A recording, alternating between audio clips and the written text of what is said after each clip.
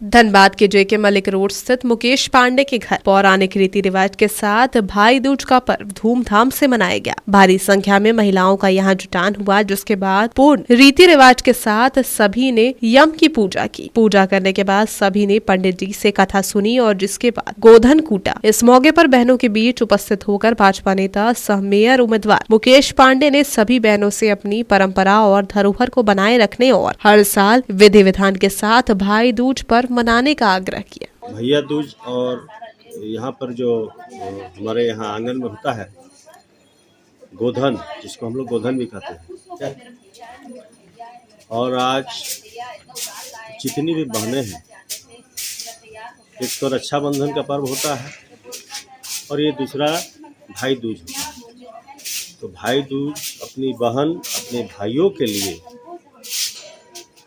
श्री हरि से कामना करती है कि हमारी भाई की लंबी आयु हो, वो अपने सभी कार्यों में सफल हो।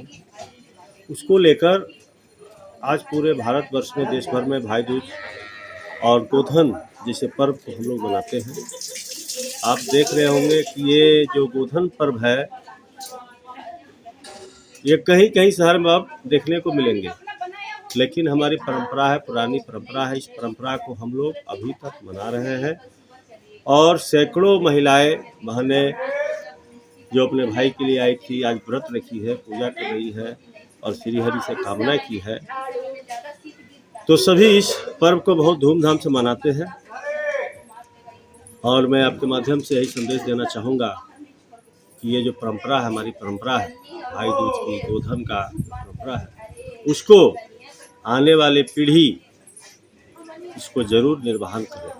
वहीं गोधन कूटने के बाद महिलाओं ने भाई दूज को लेकर बताया, भाई दूज एक ऐसा पवित्र और भावनात्मक पर्व है जो भाई बहन के रिश्ते की गहराई और आपसी स्नेह को दर्शाता है। इस दिन बहनें अपने भाई की अकाल मृत्यु ना हो, इसके लिए यम की पूजा कर भाइयों की आयु, आरोग्य और अच्छे स्वास्थ्य की कामना करती है। इस दिन भाई को अपने बहन के घर जाकर तिलक लगाकर भोजन करने का विधान है। मान्यता है कि इस दिन बहन के यहाँ भोजन करने से भाई की आयु में वृद्धि होती है। हम लोग का भाई की लंबी उम्र के लिए करते हैं, ठीक है।